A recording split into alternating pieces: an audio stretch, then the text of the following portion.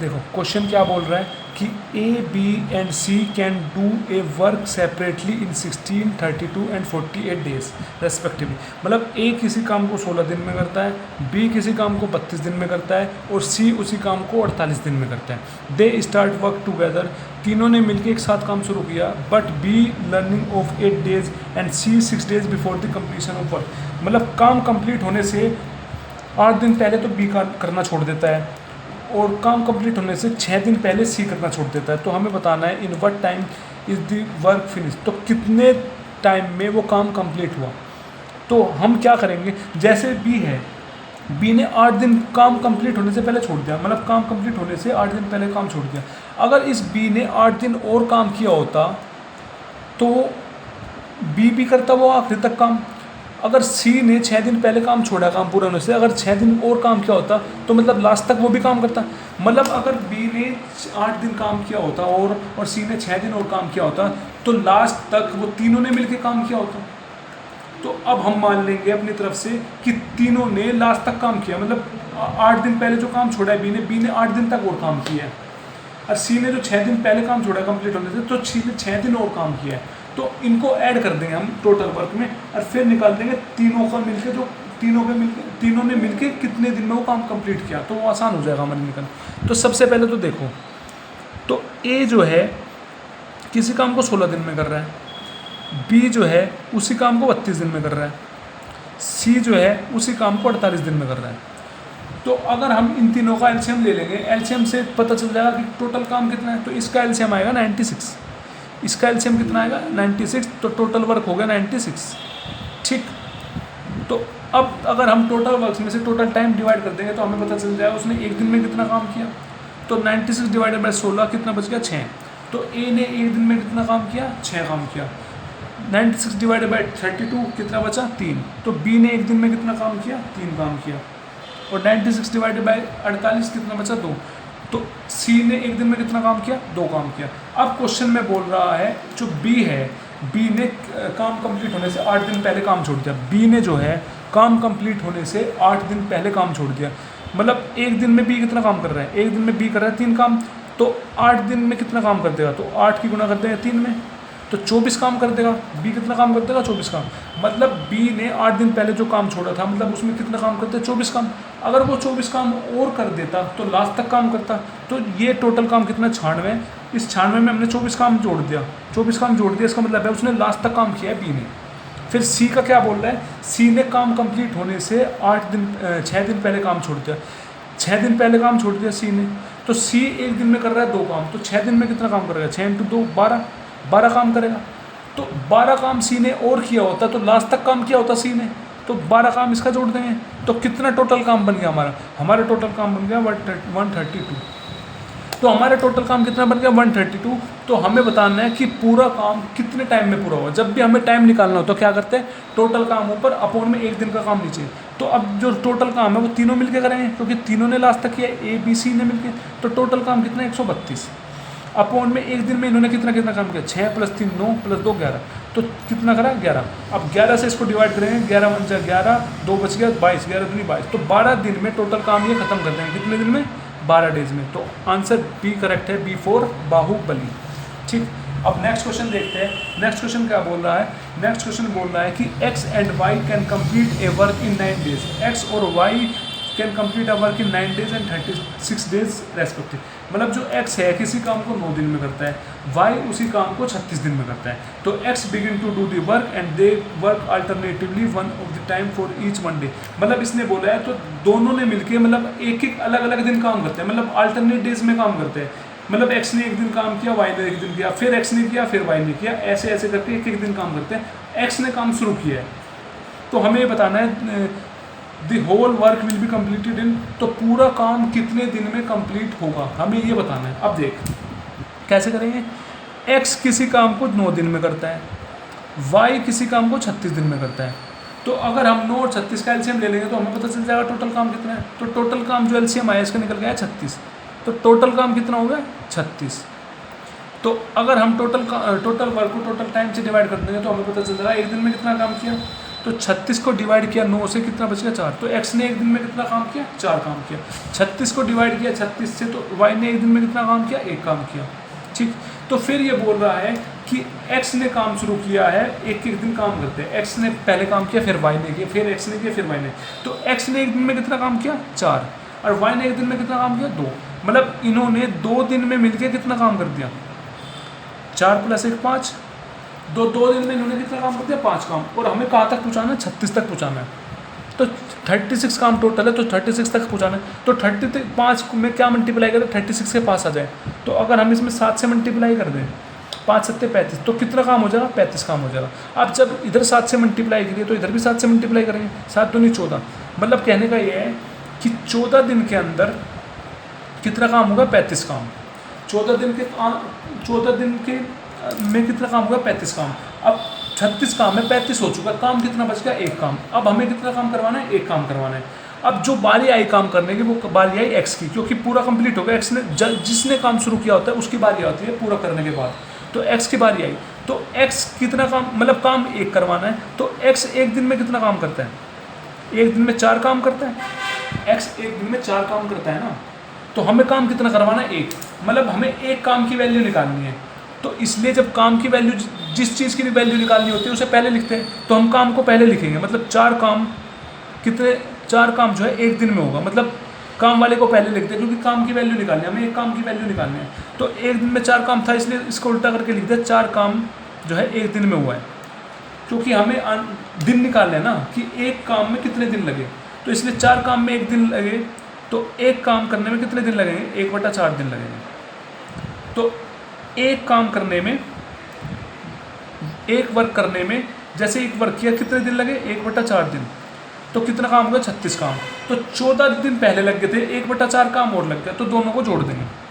तो 14 + 1/4 जोड़ेंगे, तो इसको हम जब भी 14 + 1/4 है, तो इसको हम क्या देख सकते हैं, 14 सही 1/4। तो कितने दिन लगे काम करने में, 14 सही 1/4, और 14 सही 1/4 बी ऑप्शन है। तो आंसर हो गया B4 बाहुबली। आई होप आपको ये चीज़ समझ में आई होगी। ठीक है, नेक्स्ट देखते हैं। नेक्स्ट क्या बोलता है, नेक्स्ट बोलता है कि नेक्स्ट क्या बोलता है, ABC can do a piece of work in 30 days, 40 days and 50 days। मतलब ABC तीनों मिलकर काम करते हैं। तो A किसी काम को 30 दिन में करता है, B उसी काम को 40 दिन में करता है, C उसी काम को 50 दिन में करता है। तो beginning with A, if ABC do the work alternatively, मतलब ABC अल्टरनेट डेज में काम करता है। मतलब एक दिन A काम करता है, एक दिन B काम करता है, एक दिन C काम करता है, फिर A करता है, फिर B करता है, फिर C करता है। तो इसने बताया A ने काम स्टार्ट किया, तो then in how many days will the work be finish. तो कितने दिन में काम कंप्लीट होगा। सबसे पहले तो देख, A किसी काम को कितने दिन में करता है, 30 दिन में करता है। B उसी काम को कितने दिन में करता है, 40 दिन में करता है। C उसी काम को कितने दिन में करता है, 50 दिन में करता है। अगर हम इसका एलसीएम ले ले तो हमें पता चल जाएगा टोटल काम कितना है। तो इसका एलसीएम लेने के बाद कितना एलसीएम आ जाएगा, 600। तो 600 क्या हमारा टोटल वर्क। अगर हम टोटल वर्क में से टोटल टाइम घटा डिवाइड कर दे तो हमें पता चल जाएगा एक दिन में कितना काम करता है। 600 डिवाइडेड बाय 30 बचा कितना, 20। तो A जो है एक दिन में 20 काम करता है। तो 600 डिवाइडेड बाय 40 तो कितना आएगा, 15। तो B एक दिन में कितना काम करता है, 15। 600 डिवाइडेड बाय 50 तो कितना आया, 12। तो C एक दिन में कितना काम करता है, 12। अब ये चीज़ देख, तो A एक दिन में 20 काम करता है, B एक दिन में 15 काम करता है, C एक दिन में 20 काम करता है। तो 3 दिन में कितना काम होगा मिला के, क्योंकि एक एक दिन काम कर रहा है। 3 दिन में कितना काम होगा, 20 + 15 35, 35 + 12 47। तो कितना काम हो गया, 47। तो 3 दिन में कितना काम होगा, 47, और काम टोटल कितना है, 600। तो हमें किसके पास पहुंचाना है, 600 के पास पहुंचाना है। तो 47 में क्या मल्टीप्लाई करें, 600 के पास पहुंच जाए। तो 47 में हम अगर 12 की मल्टीप्लाई कर दे, ये पहुंच जाएगा 564 पे। तो जब इधर 12 से मल्टीप्लाई करिए तो इधर भी 12 से मल्टीप्लाई करेगा, तो कितना बन जाएगा, 36।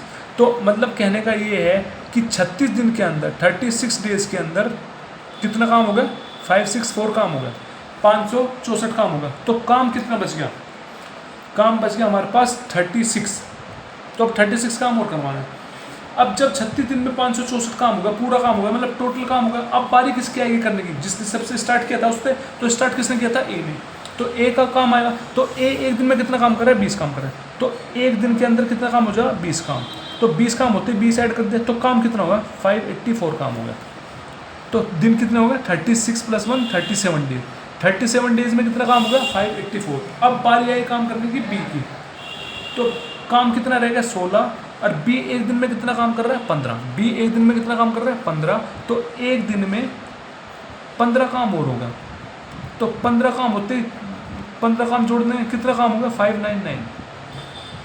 37 में एक दिन जोड़ देंगे, 38। तो 38 डेज में 38 दिन में कितना काम होगा, 38 दिन में काम होगा 599। तो काम रहेगा कितना, एक। और काम कौन करेगा, अब सी करेगा। काम कौन करेगा, सी करेगा। अब सी का तुझे पता है, आप सबको पता है, सी एक दिन में कितना काम करता है, सी एक दिन में 12 काम करता है। सी जो है एक दिन में 12 काम करता है, तो हमें निकालना कितना, एक काम। कितना निकालना, हमें एक काम निकालना है। जब हमें काम निकालना होता है तो काम को पहले लेकर चलते हैं, और हमें मतलब एक काम का पूछ रहा है ना, तो एक काम निकालना है अब हमें। अब एक दिन में 12 काम है, तो एक काम निकालना है, उसको पहले लिखेंगे, और हमें निकालना है एक काम कितने दिन में करेगा, तो दिन वाला बाद में लिखेंगे। मतलब ये है, हमें निकालना क्या है, एक दिन में 12 काम करता है सी को काम करवाना, और निकालना क्या है, एक काम। तो अब हम जब एक काम निकालना है तो काम वाले को पहले लिखेंगे, तो मतलब 12 काम जो है कितने दिन में होता है, एक दिन में।